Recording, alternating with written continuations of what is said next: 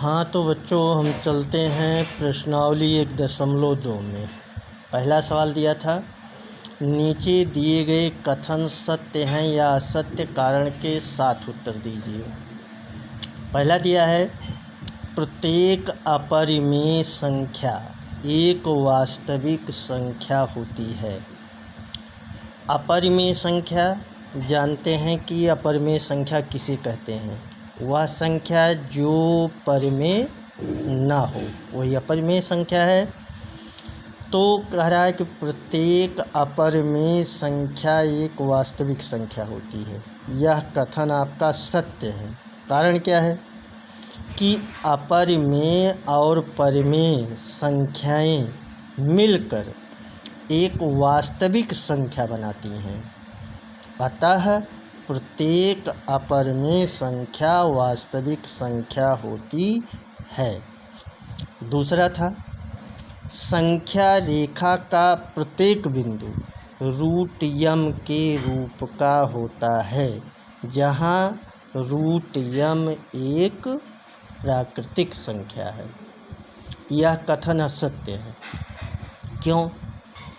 क्योंकि संख्या रेखा पर सभी वास्तविक संख्याएं निरूपित की जा सकती हैं, जहां यम जो है एक प्राकृत संख्या है। अतः संख्या रेखा पर प्रत्येक बिंदु रूट यम द्वारा निरूपित नहीं किया जा सकता है। यही इसका कारण है। तीसरा खंड है, प्रत्येक वास्तविक संख्या एक अपरिमेय संख्या होती है। यह भी असत्य है। क्यों असत्य है? क्योंकि परिमेय संख्या और अपरिमेय संख्याएं मिलकर वास्तविक संख्या बनाती हैं, जैसा कि पहले सवाल नंबर 1 खंड नंबर 1 में था। अतः प्रत्येक परिमेय संख्या वास्तविक संख्या हो सकती है, परंतु प्रत्येक अपरिमेय संख्या और वास्तविक संख्या नहीं हो सकती है। प्रश्न नंबर 2 है, क्या सभी धनात्मक पूर्णांकों के वर्गमूल अपरिमेय होते हैं? यदि नहीं तो एक ऐसी संख्या के वर्गमूल का उदाहरण दो जो एक अपरिमेय संख्या है। सवाल क्या कह रहा है कि सभी धनात्मक पूर्णांकों के वर्गमूल अपरिमेय होते हैं। कोई ज़रूरी नहीं है, होता भी है और ना भी होता है। क्यों? जैसे 4 का वर्गमूल निकाला जाए तो 2 आता है, जो कि एक वास्तविक संख्या है। लेकिन अगर 3 का वर्गमूल निकाला जाए तो नहीं निकलेगा, वह रूट 3 आता है, जो कि अपरिमेय है। तो वही हमने लिखा है कि नहीं, सभी धनात्मक पूर्णांकों के वर्गमूल अपरिमेय नहीं होते। जैसे 4 का वर्गमूल 2, 9 का वर्गमूल 3, 16 का वर्गमूल 4, 25 का वर्गमूल 5, 36 का वर्गमूल 6, इस तरह से। और बाकी जितनी संख्याएं मिलती हैं, जैसे अभी 5 मिल जाए तो 5 का वर्गमूल नहीं मिलेगा, अपरिमेय हो गया। 7 है, 7 का वर्गमूल नहीं मिलेगा, अपरिमेय हो गया। इस तरह से तो धनात्मक पूर्णांक हैं और इनके वर्गमूल परिमेय होते हैं। किसके?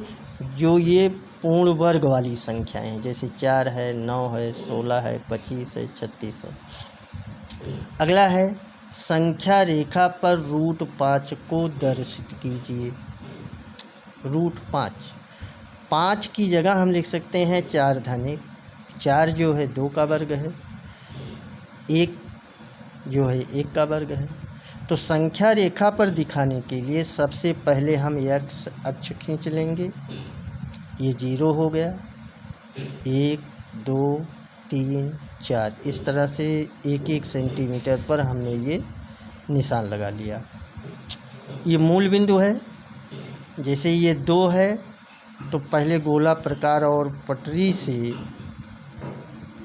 की सहायता से 2 सेंटीमीटर दूरी ले लेंगे, ओ को केंद्र मानकर। इस x अक्ष में से 2 सेंटीमीटर का चाप लगा लेंगे। जहाँ चाप काटेगा उसको केंद्र मानकर यह एक है 1 सेंटीमीटर की दूरी लेकर, और इसको केंद्र मानकर फिर y अक्ष पर एक चाप काट लेंगे। या यूँ कह सकते हैं कि जैसे ये मूल बिंदु है,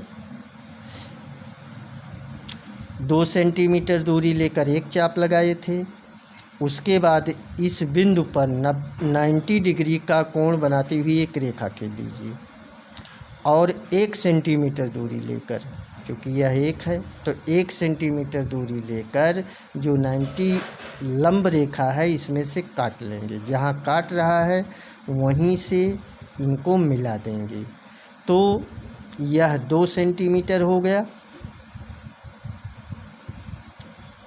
2, और यह 1 सेंटीमीटर हो गया। अगर हम पाइथागोरस की प्रमेय का उपयोग करें तो वही जो नीचे लिखा गया है, ये बिंदु O है, ये A है, ये B है, तो OB स्क्वायर बराबर OA square plus AB square. तो OB बराबर क्या होगा, स्क्वायर हटाएंगे तो इनका रूट, तो root of OA square plus AB square. OA 2 था तो 2 का वर्ग, AB 1 था तो 1 का वर्ग, 2 का वर्ग 4, 1 का वर्ग 1 जोड़ा गया तो रूट 5 हुआ। इस तरह से हम रूट 5 को संख्या रेखा पर दिखा सकते हैं। कक्षा में वर्गमूल सर्पिल की रचना क्रियाकलाप द्वारा कीजिए। करना कैसे है, कोई बिंदु ले लीजिए O। अब हम सर्वप्रथम गोला प्रकार पट्टी की सहायता से 1 सेंटीमीटर की दूरी ले लीजिए। O को केंद्र मानकर एक चाप काट लीजिए। जहाँ कट रहा है वहीं से O को मिला दीजिए। मिलाने के बाद इस बिंदु पर, इस बिंदु का नाम हमने P1 दे दिया है, P1 पर 90 डिग्री का कोण बनाती हुई रेखा खींचिए। और जब यह 90 डिग्री का कोण बनाती हुई रेखा खींच दिए, उसके बाद इस P1 को केंद्र मानकर 1 सेंटीमीटर इसमें से काट लीजिए। जहाँ काट रहा है उसको O से मिला दीजिए। तो यह 1 है, यह 1 है। अगर पाइथागोरस की प्रमेय का उपयोग करके निकालें हम, तो इस रेखा का मान हमको रूट 2 मिलता है। इस बिंदु का नाम हमने P2 रख दिया है। इसी तरह से अब P2 पर 90 डिग्री का कोण बनाती हुई रेखा खींचेंगे। फिर इसको P2 को केंद्र मानकर 1 सेंटीमीटर फिर काट लेंगे। जहाँ काट रहा है वह बिंदु P3 हो गया। P3 से O को मिला देंगे, तो OP2 रूट 2 है, और P2 P3 का मान 1 है। पाइथागोरस की प्रमेय के द्वारा निकालें तो रूट 2 का वर्ग 2, 1 का वर्ग 1, 2 1 3, तो इसका मान हो गया OP3 का मान रूट 3 आया।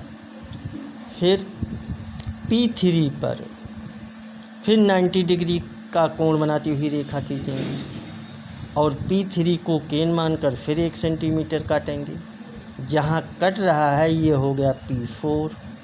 P4 को O से मिला दिए। फिर पाइथागोरस की प्रमेय के द्वारा अगर मान निकालें तो यह रूट 3 है, तो रूट 3 का वर्ग 3 हो गया, 1 का वर्ग 1 हो गया, तो 3 1 4 हो गया, तो यह रूट 4 आया। किसका मान, OP4 का मान। इसी तरह से P4 पर फिर 90 डिग्री का कोण बनाती हुई रेखा खींचेंगे, और 1 सेंटीमीटर फिर उसमें से काटेंगे, तो यह P5 मिलता है। अब P5 को O से मिला दिया गया, तो पीछे की तरह से इस OP5 का मान √5 मिलता है। यही है वर्गमूल की सर्पिल रचना।